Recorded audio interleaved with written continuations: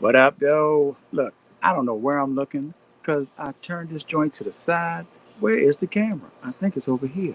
What up, though? Welcome to another episode of Source is Chillin. I'm your host, Source, of course.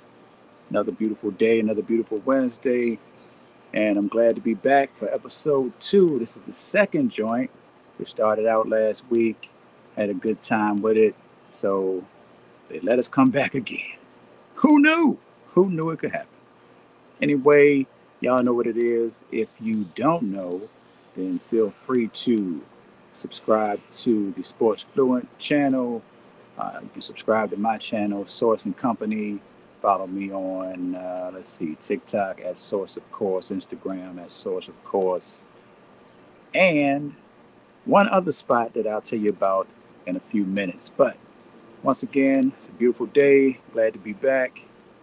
And what are we doing today? I had a plan. We came in with a plan. It started about a week ago. Had a plan to bring on a friend of mine who is an actor. Actually, he will be with us in just a little bit. His name is Brandon Rush. You might have seen him in a couple scenes of Power Book Two. Well, yeah, Power Book Two, Ghost, which just premiered its final season on what, last week, Friday. Yeah, so that's dope. We got him. Um, I thought, I thought that we were having a conversation with the proprietor of this here establishment, the one and only Sports Fluent himself. We're going to have to push that back, though. We're going to have that conversation another time because he wants to tell me how I'm wrong about Caitlin Clark. I think.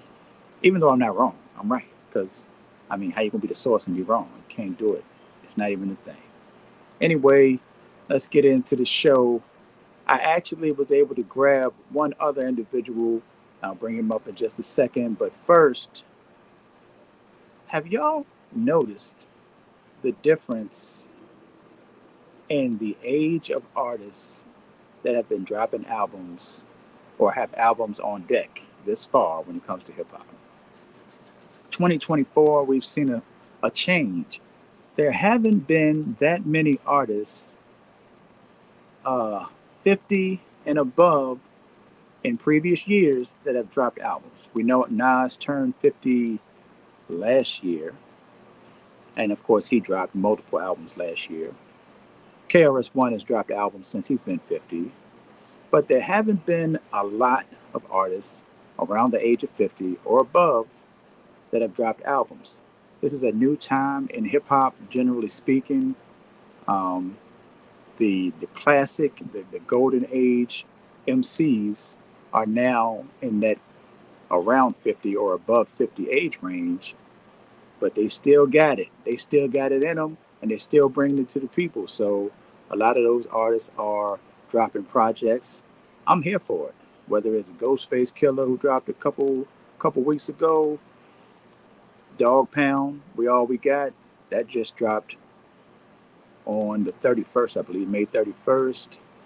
We had Master Ace and Marco Polo, who dropped Richmond Hill back in January.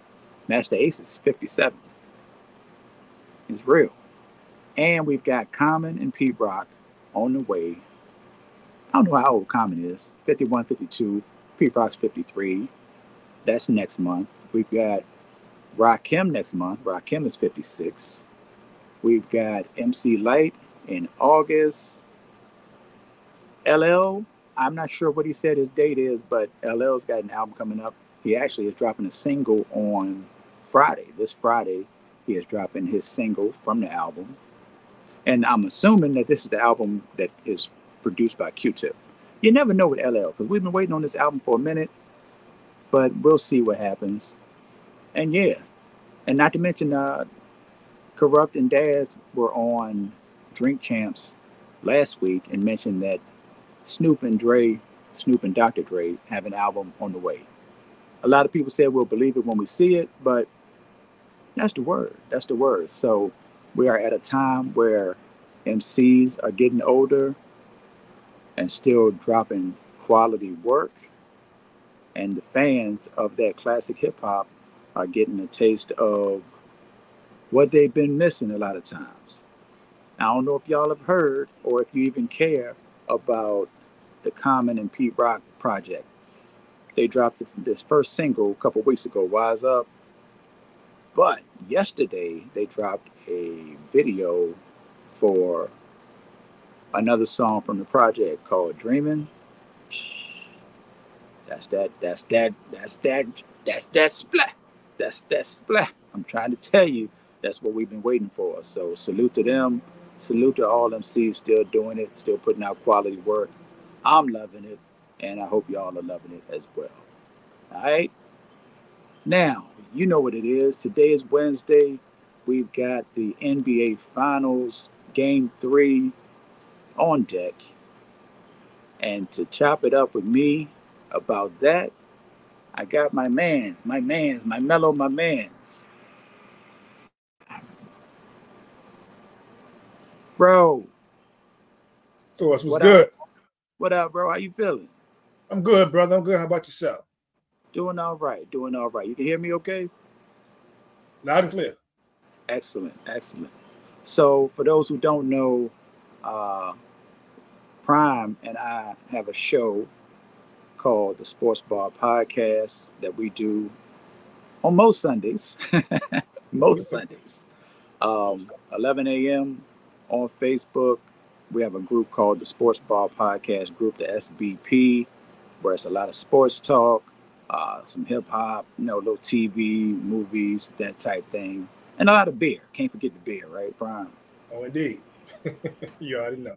But I wanted to bring Prime on since I'm doing this new thing and talk about something that we both enjoy and we didn't get a chance to talk about on this past Sunday, but I figured we can talk about it right now. And that is the NBA Finals. We're up to Game 3. Boston's up 2-0. What have you seen thus far, Prime? And what are you expecting tonight? But what I've seen is that so far the Jason kid and the Mavs don't have any answers. They don't have any answers, man. You know, looks like he's tried to switch the offense up just a tad bit. Hasn't benefited them so much, and Luka's still getting his points, but Kyrie is obviously struggling hard. I think he has 30 points total in the 2 games. Mm. So Boston is doing what they've been doing all season, playing excellent defense. Missoula wanted to go in and make sure he's like, look, Luka's gonna get his. He's gonna get money, but let's just throw a few extra bodies at him. Still make it tough. Throw a few extra bodies at Kyrie when he touches the ball, and so far it's paying off for Boston. Yeah, it looks like Kyrie, like he had that fire underneath him. Some would say, based on how he responded to being just mentioned by Anthony Edwards in the last series, and he was putting up numbers on a regular basis. But it seems that the fire has fizzled out. I guess you think it's the missing extra. But like, what's wrong with Kyrie? Is there something wrong with Kyrie? He doesn't look right. He doesn't look right. I don't know what it is, and I'm not just talking about his inability to put the ball in the basket. He hasn't looked right to me since probably when I saw him. They were warming up for Game 1. Something that was a little off. I thought he'd be able to shake it off, but that just hasn't been the case. And the opportunity for them is there. Like, seems to me, it's there because if I'd have told you, and you and I talked about this before, but if I'd have told you that Jason Tatum is shooting as horribly as he is shooting in 2 games, you would think there's a good possibility, if you're not watching these finals, that this thing is at least 1-1 at the very least. And that's not been the case. They just have not been able to take advantage of it. And I don't know what it is with Kyrie. Maybe he shakes it off this evening in the environment he's played in, all season, at home. But he just does not look right. I can't put my finger on what it is. Shout out to my man Ori. I don't know if Ori is in here right now. He has a show that follows this one. He goes by the name Hoop Social. Word up. He was on live the other day and joked. I'm taking it as a joke. he joked that the fans were getting to Kyrie because the relationship between Kyrie and the Boston fans is not the best, and Kyrie has struggled in Boston since leaving Boston, but specifically in the last what 15 or so games, right? Right on. Do you think that Kyrie can be affected by the fans at this point? I think anybody can be affected by the fans, and he's no different. He's no different. I mean, he said all the right things about when they were going, figuring out they were going to play Boston. In the final, they were making to the finals and play Boston. He said all the nice things about the Boston fans. About how he put certain things in the rearview mirror. But I think they could be getting to him. I think they can really be getting to Kyrie, man. He's got to find a way to shake that off this evening. I don't know who it was, I saw or heard earlier talking about the need for other people from Dallas to do numbers. They need a third scorer. I mean, shoot, they need a second scorer at this point because Kyrie ain't doing it. So, um, is that something you expect to see? Matter of fact, have you considered? Because I said earlier, I said maybe last week that Boston, or excuse me, Dallas has looked better without Tim Hardaway Jr. But do you think this is a situation where a little more Tim Hardaway Jr. might help? Well, it's two players. Definitely Tim Hardaway Jr. He had been relegated to the bench. There's been a lot of games this year where he didn't get a lot of minutes, but we've seen this before during the playoffs and the finals and years. There's a guy who hasn't done much at all or done much in a while, and then they just have their game.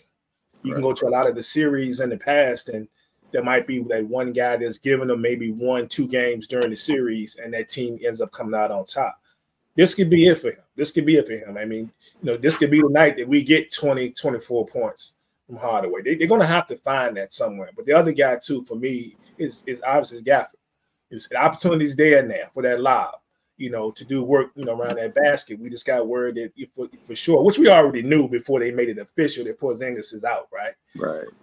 So in Porzingis, let's not mistake that the little bit of time he's played, he's been a force of keeping, defensively, nullifying the lob, keeping them away from the basket. And now this is a golden opportunity. Even though if you go back and look at the numbers, Boston has still played pretty well in the playoffs, defensive efficiency wise, without him on the court.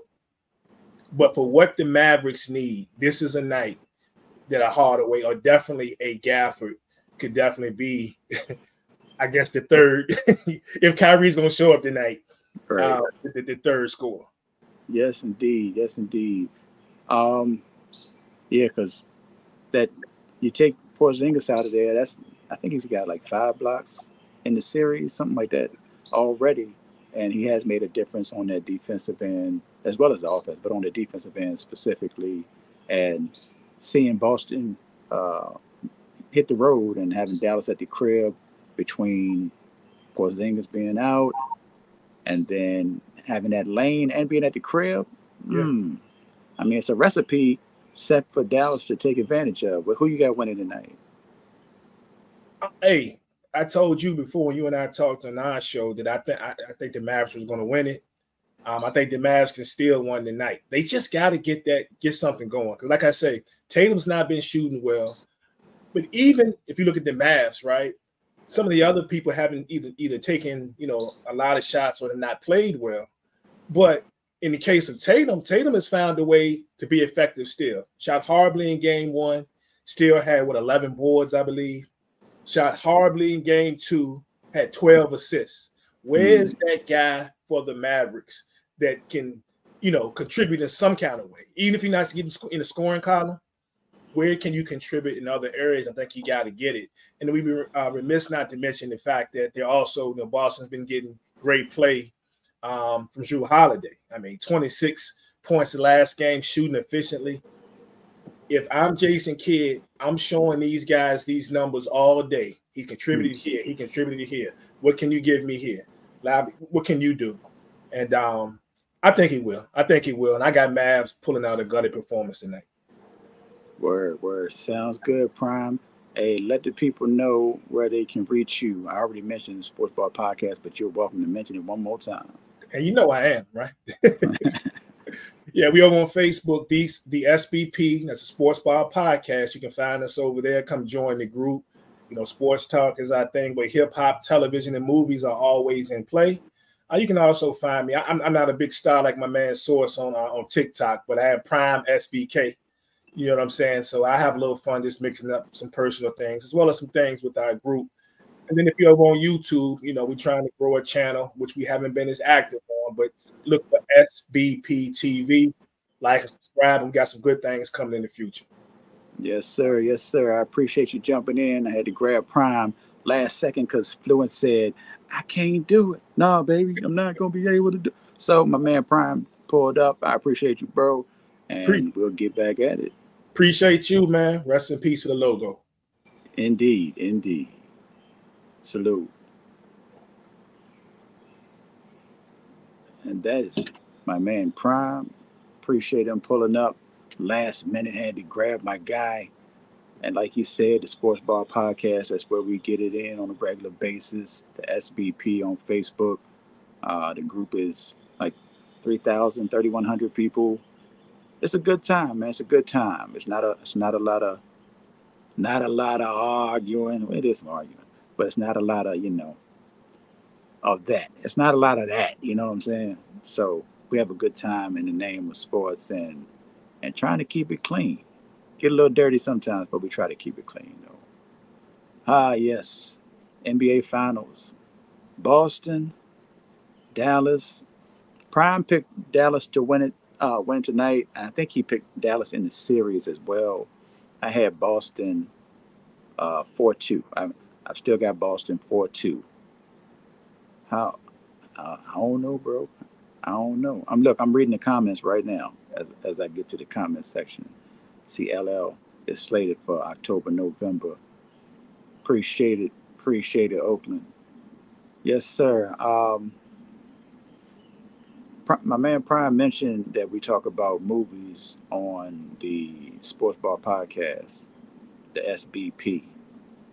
Speaking of which, I saw Bad Boys 4 over the weekend. The other day, Monday actually, was my wife and my 24th wedding anniversary. If I had an applause button, I'd say applause. Hooray! Hooray! Hit it like Alfalfa and them used to do. But it was our 24th wedding anniversary. My wife's favorite movie franchise is Bad Boys. Fast and the Furious is not far behind, but Bad Boys is number one in her heart and in her soul. So, of course, we had to be there on opening weekend. We went Saturday morning to an almost empty theater. We saw it in IMAX. It was dope. Had a good time. She was happy. I should have videoed her uh, reaction during the movie because you could just see the happiness on her face just because her guys were back. So she was very happy and appreciative of them making that fourth movie. I've seen a lot of conversation about Will Smith and the slap and if people were going to support him. Listen, I don't know if y'all know, but canceling is not a real thing. Canceling somebody is not a real thing. Also, the same way we would never cancel, if we could, Dave Chappelle, ain't nobody canceling Will Smith. Are you kidding? Do you know how many crazy other people there have been that do wild stuff on a regular basis that are in Hollywood? Them people still making movies, still making money. Alec Baldwin, right? Man, get out of my face talking about cancel somebody. Y'all crazy. Y'all crazy. Ain't no canceling over here. We don't cancel people. We just don't show up if we don't want to show up. That's all it is. But yeah, I had a good time. And I watched a few interviews with Martin and Will. And, we've seen a couple of videos over the past couple of weeks of Martin where he may have appeared less healthy. or like something had happened, and people jump to conclusions. They say, "Oh, he must have had this. This must have happened." Thankfully, I was able to hear him say from his own mouth that there's nothing wrong with him. He's good. He didn't have a stroke. He didn't have this or that. He's good. People act like people act like celebrities aren't supposed to get older though. From talking about people's physical makeup, like when they gain weight or lose hair or just aren't whatever you are used to seeing them as. This is what happens. There's only two choices. You get older or you get gone. That's it. Ain't no other choices. So and some people say they don't want to get older, and I get it. You don't want to look older sometimes, but hey, it happens to the best of them. It happens to the best of them. They still love Denzel. They still we still love Angela Bassett in their 60s. What you mean? Anyway, it is what it is. It is what it is. But yeah, I enjoyed the movie. I will say, I will keep it a buck with y'all. This one is probably my least favorite Bad Boys, but I'm still going to enjoy it because I enjoy the movies. The same, I treat it the same way I treated a Tribe Called Quest's last album. Rest in peace, Fife. It wasn't so much that I was looking for the perfect album from Tribe or, you know, all this fire music from Tribe. It was the fact that my favorite group was back together and put a project out. That was a win for me off rip. It was already a win right there. So the fact that the music was good was extra. But I wasn't looking for the Miseducation of Lauryn Hill, or I wasn't looking for another Midnight Marauders or Low End Theory. I just wanted to enjoy Tribe as they are and as they age in the game and still put out dope music. So salute to Tribe and salute to Bad Boys, right? True. I was hoping to have a conversation because it was brought up so much in the last week. I take let me be honest. I'm saying I was hoping to have a conversation. I really wasn't. I really wasn't hoping to have a conversation about Caitlin Clark today. I wasn't. Why? Because bro, I'm Caitlin Clark. I'm Caitlin out. I'm Caitlin Clark out, bro. Like, don't get me wrong. I am glad that the WNBA is getting all the shine, all the coverage. I am glad that there are stories on a daily basis. I'm glad to see Monica McNutt, Janaea Grumake, Andrea Carter, um, L. I'm glad to see these people, L. Duncan. I'm glad to see these people appearing on so many programs, getting so much shine, seeing a lot of content from them, and a bunch of people that you don't even see talking about women's basketball are talking about women's basketball. But I would love it if some of the content was based on the actual games that are being played. It's mostly it's mostly other stuff, and I get it. You get the views where you can get them. It's just it's tough, man. It's tough to see, but we're gonna ride it out and appreciate the fact that people are paying attention, people are enjoying the games, sold out crowds, all that good stuff. So it's dope to see, and I'm sure it's appreciated by the players. But I also think the players probably want people to appreciate the game as well, even though a lot of the attention has seemed to be for one reason, according to some. You know what it is. But we're not going to get into that because we're going to save that conversation. We actually had it a little bit last week, and we're going to save it for the next time Fluent pulls up and is ready to chop it up about that. But I do see that our second guest is in the green room. So let me introduce him. So, if you are a fan of Power, the Power universe, Power Book 2, Ghost, the Tariq story, then I'm sure you are up on this season's action. It's only been one episode thus far. Today's guest actually appeared in that episode, and he is a part of the Power universe now. I'm just gonna bring my man up. His name is Brandon Rush, and I ain't gonna call him the executive goon, although that's what was in the that was what was in the credits. The executive goon, Brandon Rush. Let me get my man up here. Mike, what's going on, man? Let's see here. Let me fix this camera some. Got stuff all over the place. You good, bro? How you feeling? Doing pretty good, man. How about yourself? How you been? I'm doing all right, man. I haven't seen you face to face in a minute. Good to Yeah. see you. You've Yeah, been it's been grinding. What's that? You've been grinding. Oh man, your boy really has, dude. Since last time we talked. Last time we talked was in 2021 during the pandemic. And so yeah, I've been on the grind ever since then. Love it, man. Love it. First of all, for a non-speaking somebody, you sure had a big part in this. Oh, I did speak in it. I actually did speak in it. That's the thing. Oh, really? Yeah, that's me saying there's a car coming at us.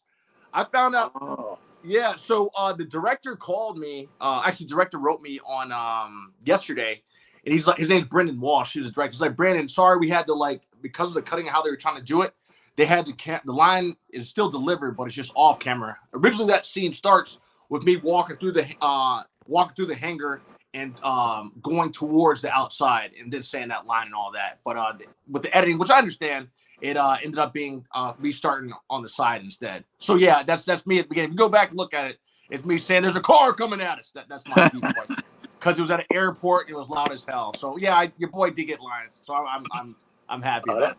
That's even doper. That's even doper. Shoot. Yeah, man. That's awesome. How so I mean it's new. It just came out, but I've seen a lot of things that have mentioned you. Yeah. Out there, and I'm like, for I don't. Every part is a big part, but absolutely for a part with less scenes, you sure have gotten a lot of pub. Yeah, man. I honestly, I'm so appreciative of it, man, because altogether that scene would have been for me to walk from how big that hangar was. I mean, the original cut of what they got was so good. The director was like, hey, Brendan Walsh, and the writer was Michael C., who did Brooklyn's Finest. Actually, I've been posting him on my story as well. The director was like, B, man, I don't think when they called me in initially, I don't think they expect, I don't know what they were thinking, but he said, hey, I need you to start here, and I want you to end up right where the car was coming at. So they didn't know what I was going to do. He said, oh, Brandon, just start with the magazine in your left hand.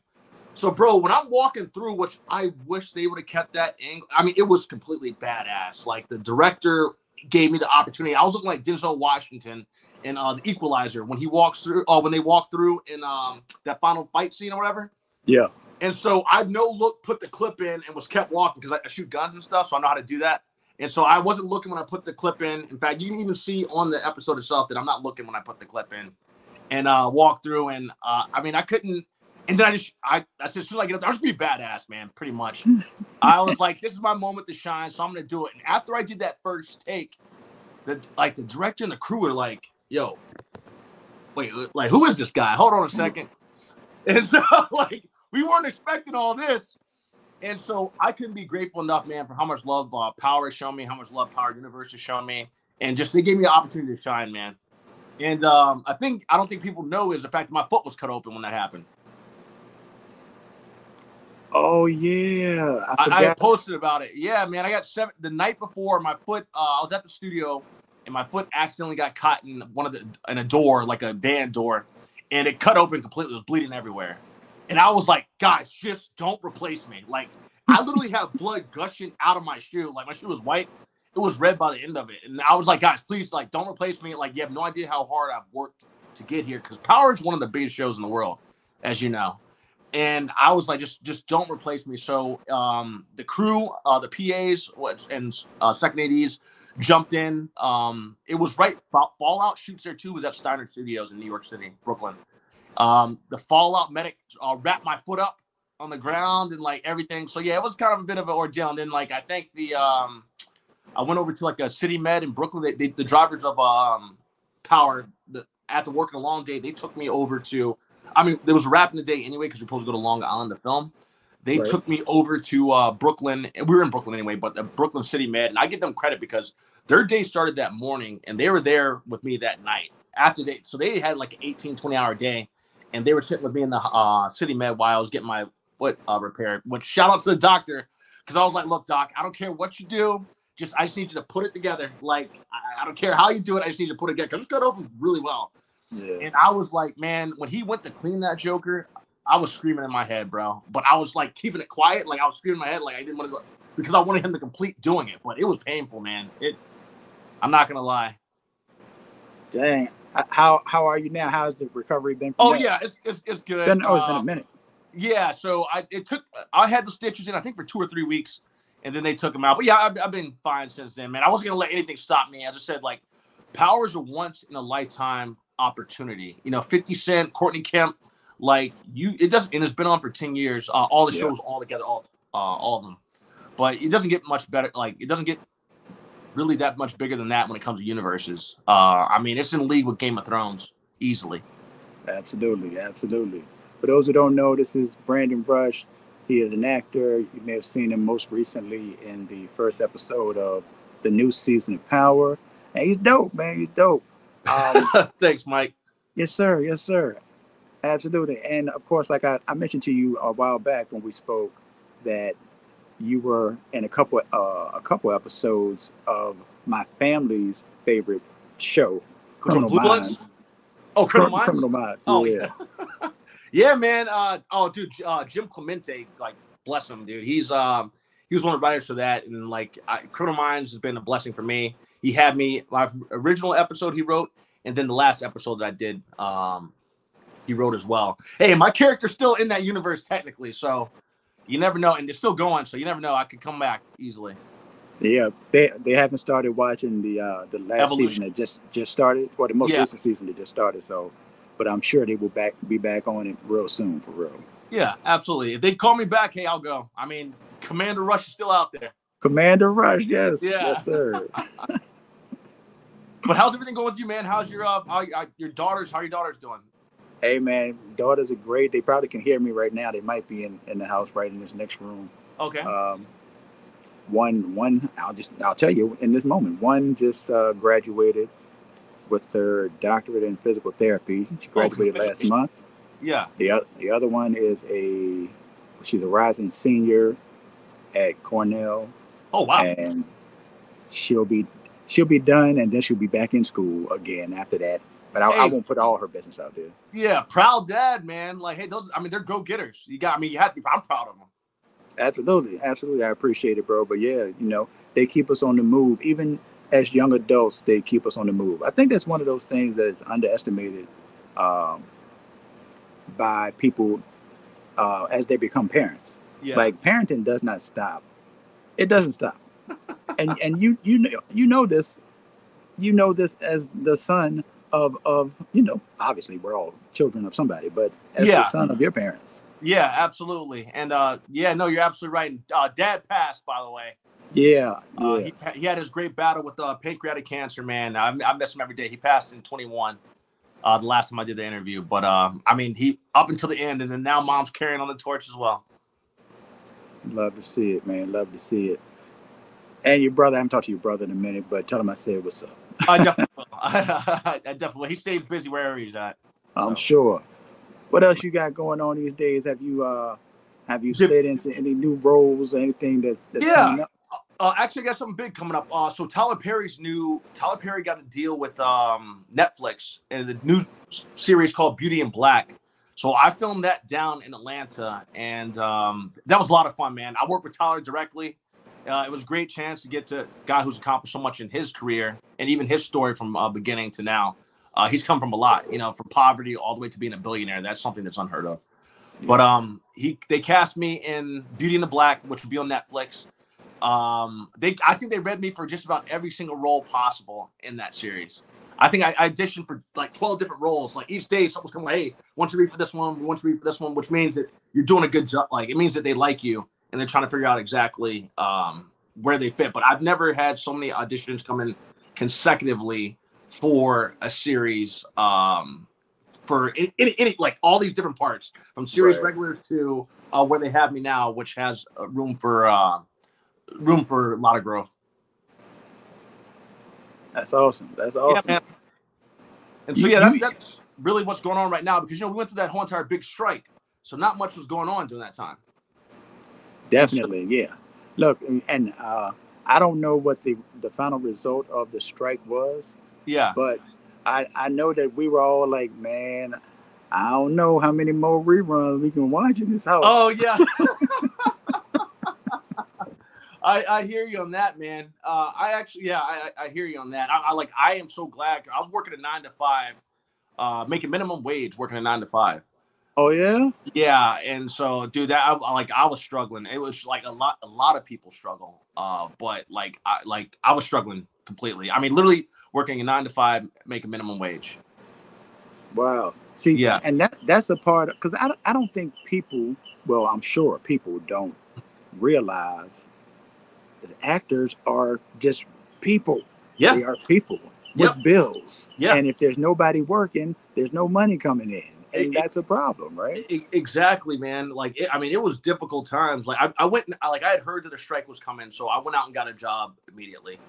I'm always working regardless on different things. I mean, working regardless thing, but I had to get something I knew, but the business was shut down completely. So I went out and got a job. I worked that for several months, and when acting came back, I was just. I can tell you how blessed and grateful I was, because I immediately got called. As soon as the strike was over, I got called for work like that. To start filming again. And so, yeah. Oh, and I guess I did Blue Bloods as well. I went back for my 4th episode. Danoon. What's that? Yeah, Danoon. Yeah, man. Danoon. I got to work with Tom Selleck that time, which was awesome. Because wow.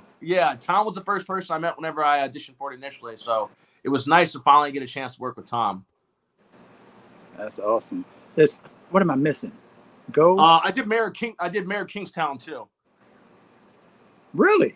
Yeah, man. I haven't watched that. Oh my gosh, Mayor Kingstown is huge. So Mayor Kingstown's from a guy named he's a creator. It's Taylor Sheridan. Now Taylor Sheridan is one of the biggest writers, if not one of the biggest writers in the business when it comes to television. All his shows are taken over. Yellowstone, Tulsa King, Mayor of Kingstown. He did Sicario 1 and 2. He did what else he got? He's got Lioness going. Like his shows are huge. And Morgan Freeman's in Lioness, and Nicole Kidman, and Zoe Saldana. So to be part of.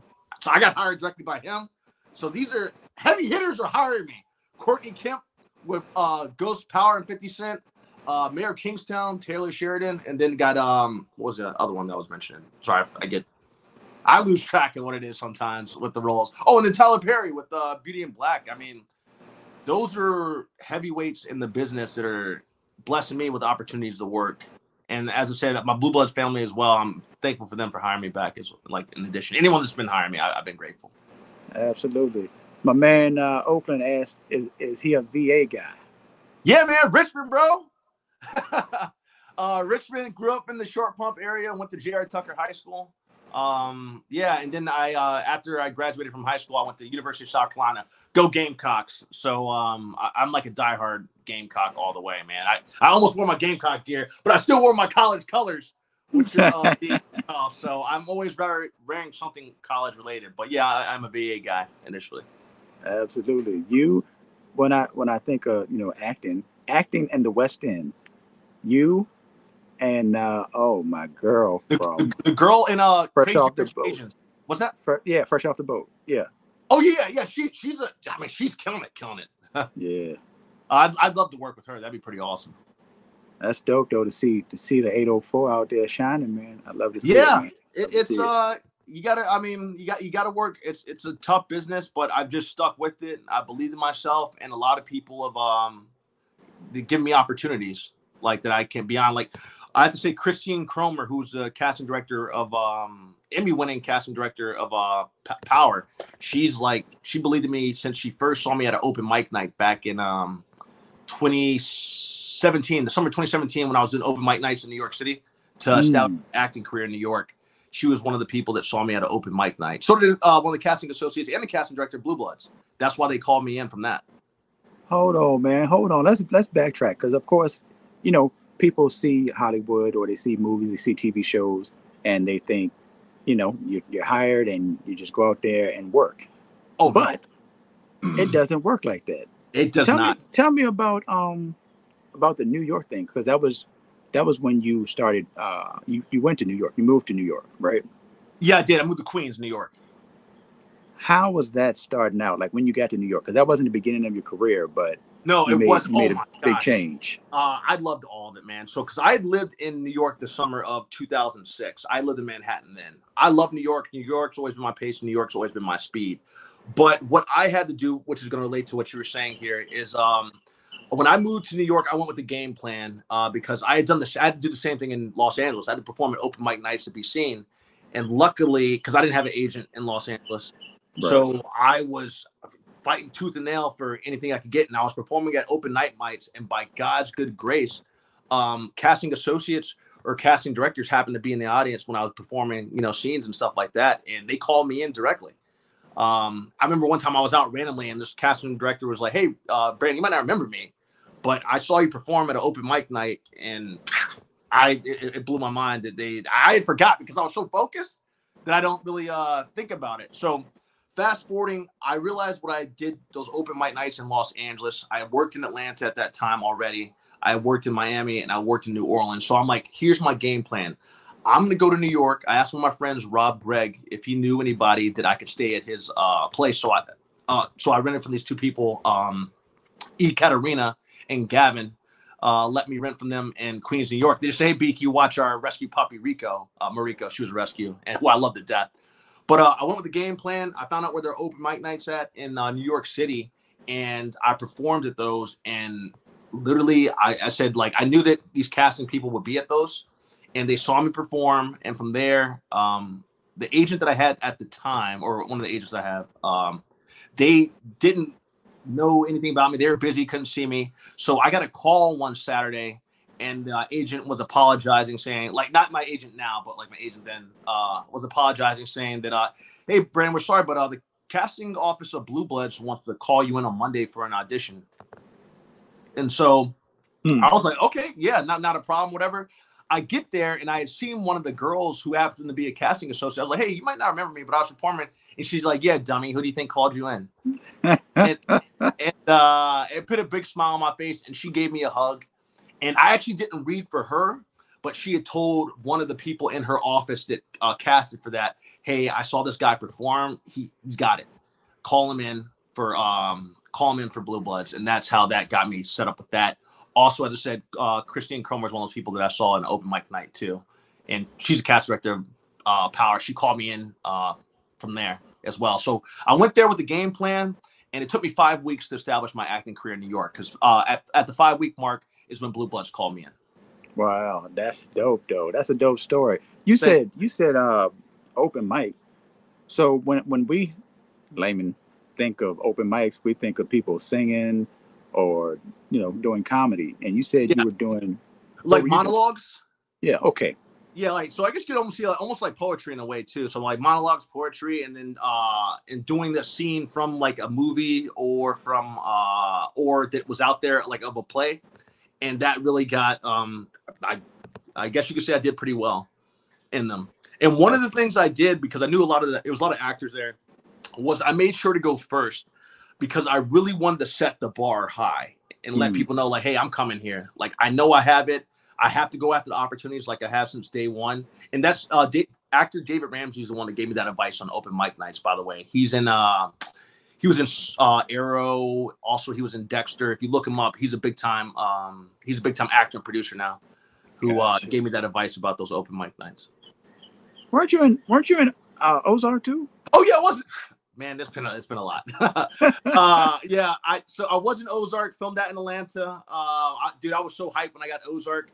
They let me know. I think that's the earliest I've ever known about filming a role. They let me know. I think it was in November that I'd be filming in January. So they completely shut down a highway in Atlanta. I don't know how they did it. but they shut down the airport in Atlanta for that, and we shot that all night. Wow. Yeah. Hey, man. Can't nobody say nothing, bro. For real. They Well, can't say nothing. I had, man, with Power, I kid you not, I really had something to prove. Like, I had something to prove, and for Power to give me the opportunity that they did, I'm like, I am going to take this moment to do everything I can to show that I'm here to stay and that I have what it takes. And I love the director and I love the writer, Brendan Walsh has said, and Michael, for seeing me and the crew of Power. Like, they were really hyping me up after seeing me perform at that. And then one of the actresses who plays Anya Covington, her name is Sydney. The second week of us shooting, she was like, "Hey, Brad, can I talk to you for a second?" And I'm like, "Yeah, sure. What's up?" And she's like, "They were all talking about you in the trailer area, like when we get our makeup and the hair done." Right. And like, we were trying to figure out what you were in, and that made me feel so good to hear that from a person who, me and her became really good friends. Sydney, as she played the daughter. It made me feel good to know that like these people were behind me. They thought what I did was great, and it got them to think like, "Hey, what else has he been in?" If that they thought I was in Raising Canaan, but they were trying to figure out somewhere because they had seen me, but they just couldn't figure out what they had seen me in. They could send you in a whole bunch of things. I mean, Yeah. you have to what gig number like 70? Yeah, 72 right now. 72. Because what people on my IMDb, I think it says 35, but that doesn't mean that doesn't have all the episodes I've done. So it's like they do like the show and then they don't do the episodes behind it. I've done a lot of reoccurrings. So yeah, up to 72 now, man. It's been a blessing and a roller coaster. And I think like Power has opened up so many doors for me that originally were closed. Like I keep getting close to Marvel stuff. I'm on my 24th callback for them now for projects. Wow. Yeah. Just trying to bring it on home. I love it, man. I'm very proud of you, bro. I'm proud of Mike, I appreciate you, man. Yes, Definitely sir. Yes, sir. What else you got? Anything else you want to get off your chest? Because I don't want to hold you too long. Oh yeah, no man, just grateful to my both my parents, as I said before, who were extremely influential in my career. They believed in me since day one. They supported me. They helped me. My dad, when he was alive, like God bless his heart, helped to get me out to Carolina. Helped to get me out to LA. Them helping me pay bills and stuff when I was out there. And like without them, I wouldn't be the man I am today. Like it's truly my parents. Like I owe them everything, which is why you'll never hear me make an excuse. And I really push myself hard because of all the sacrifices that my parents made to give me the opportunities that I have. Like, what do I have to complain about when they didn't have the opportunities that I'm now able to? Because I know my parents grew up during the civil rights movement. They weren't allowed to. When things were still black and white in the South. Right. So my mom wanted to be a dancer, and she never got that opportunity because, she went to this place, and this Caucasian lady told my grandma, who begged, "Well, we don't allow blacks at this place, so she can't." And so, like, that's one of those chips that I had on my shoulder where I'm like, okay, hey, I'm gonna go out here and prove that I'm like, so my mom can sit there proud. Hey, I didn't get this opportunity, but look at me breaking through and giving my son that opportunity. That's what it is, man. That's what it is. The next generation pushing it forward in whatever way we can, and I love to see it, man. It's a beautiful story. It's a beautiful story for real. Thank you, Mike, man. Yeah, that's pretty much that's my story, and I'm sticking to it, and I'll keep on grinding. Yes, sir. Ladies and gentlemen, once again, it is Brandon Rush, and you'll see him again. Just remember the face. You'll see him again. Mike, thank you so much for having me on here, man. I love your program. I love that you're still doing it, and like it just makes me proud that you're putting people on spotlight, especially Virginia people, on the spotlight. And I'm proud of you for everything that you're doing, and your family too. Appreciate it, bro. Appreciate it, and I will definitely be hollering at you. All right, sounds good, brother. Take care of these, Mike. Yes, sir. You too. Yeah. Dope. Brandon Rush.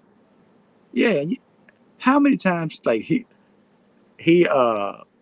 I'm not even trying to hype it. If you watch the main scene, the scene in the hangar where the car's coming down, he walks up like he is the star of the show, for real. He walks up like he is the star of the show. And I think that's probably what was noticed by the people that are a part of the Power universe and what they saw in him and saying that to him afterwards. Because, yeah, he owned the scene, for real. And using the government name.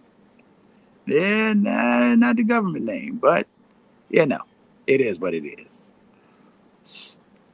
Now look,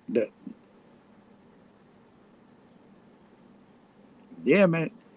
Everybody, people think that folks just show up in music or in Hollywood. I'll just say Hollywood entertainment, basically, and they just show up, and all of a sudden they are boom. Well, I'm out here. Everybody's got a story, an origin story. Everybody's got their things that they went through to get to where they are in their career. That's everybody. Like, it's very few people that just pull up and are everywhere. You know, everything is a grind, just like anything else we try to do in this world. Like this, Source is chilling. It's a grind, but if it's something you love to do, then you're gonna do it one way or the other and make the best of it because it's part of your story. It's part of your life, and I love doing stuff like this. From being able to chop it up with different people and hear their stories, to talking about the things that I love to talk about: hip hop, sports, parenting, life. You know, it's real. 94, rookie bro, kicking down your gap door. I gotta start cursing again. I gotta start cursing again. Everything's better with a curse. I might have to start cursing again. Let me calculate. What would Jesus do? Okay, I might have to rethink it. I might have to rethink it. Look, we got like 7 minutes left, 6 minutes left on the show. If anybody that's in the viewing audience or in the comments, Chico, what up? If anybody has any thoughts, questions, topics, anything you want to throw out there, hit me. Hit me one time. Live. You said facts and life. Learning the facts of life. Yeah. Got source on the TV and phone. That's what I'm talking about, Chico. That's how you do it. When in doubt, bring source out. I don't know. I don't know. I don't. Yeah, Fluent. He didn't leave me hanging. Actually, he told me earlier during the day after I had posted about it again this morning. He said that he might not be able to make it. The bad part, two bad parts. One bad part. This is his network. How you gonna not show up? And two, it was his idea. You not gonna show up when it's your network and your idea. So I got to think it's something. It's got to be something serious. It's got to be something serious for you not to show up on your network for your idea. You know, that's what I'm thinking. That's what I'm thinking. That's right. When in doubt, bring source out. That's what you got to do. Whatever the topic, whatever the place, it's gonna be sourced all up in your face. I feel like I'm in a 1970 something comedy, like an episode of Good Times with JJ, Cool Breeze, Popo, and Head, and I'd be source live with a. I don't have a word to rhyme with fivesome. We're gonna be the awesome fivesome until we are fried. I don't know. You said what's happening now? Who you got tonight? Good question. I actually believe that if Dallas is going to win any game, it's going to be tonight. There's Porzingis out. Although Porzingis is not necessary for Boston to win. I had Boston in 6. I can't see them going Boston in 4. If they get to 3, there's a good chance it's going to be a sweep. So I got to say Dallas tonight. Dallas gets a win. The Dallas fans get hype. And then on Friday, Saturday, I don't know what the next game is, but Boston comes back and gets the W. And then it's 3-1. They go back to Boston and boom, bam. It might be over at that point. The AC just kicked in. Thank you for pointing that out. Top 5 East Coast album. Baba G Cuts, what up? Appreciate you pulling back up for week 2. I appreciate it. Top 5. Top 5 is tough. Let me go off the top of my head. Let me see.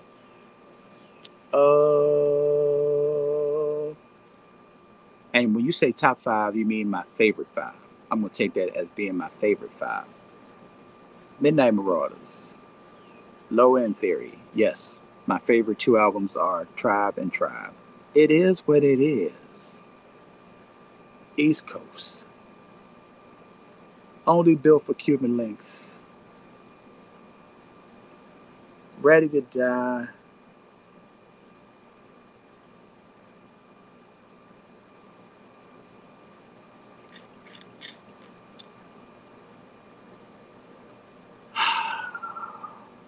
I'm gonna go Criminal Minded in this moment because I can't think of anything that I'm putting in front of Criminal Minded right now. He said East Coast. You said East Coast, yeah. You said you can't ask me about Ye, and you said East Coast. Boom. Ye from Chicago. Common from Chicago. So that is definitely not the East. In the East. Definitely not the East. But yeah. So that's what I'm going with. But look, regardless of who you are, whatever you're doing, when you're doing a top five, number five is always like, and it's always funny to watch people get to their fifth option or whatever number, whatever that last number is, or the next to last one, and they go way off the board. Like you'll be like, apples. What's your favorite fruit? Okay, apples, bananas, strawberries, oranges, kumquats. What? Where you get kumquats from? How is that? That's one of your favorites? Like, yeah, they just got to go off the board somewhere. Oh, yeah, yes, sir. Yeah. You got to go left with it, just off the board. But anyway, I appreciate y'all for a second week. This is week 2 of Source is Chillin'. And as Oakland has pointed out, the AC kicked on. Yeah, it's over there. I appreciate y'all checking in once again. Shout out to my man, Brandon Rush. Y'all make sure y'all check him out and all the things that he's been in. A bunch of stuff that we didn't even mention. Soap operas. He was in a scene with Betty White. Like, it's wild. It's wild. Shout out to my man Prime, who pulled up and chopped it up with me about the NBA Finals. And big shout out to you, y'all, for chopping it up with me, being here, supporting. I appreciate it, man, because it's hard to get things off the ground when you're new to the game. People be like, you got a gray beard. How you gonna be new to the game? Just let it be what it is. Anyway, y'all be good. We'll be back at it next Wednesday. And until then, Source out here.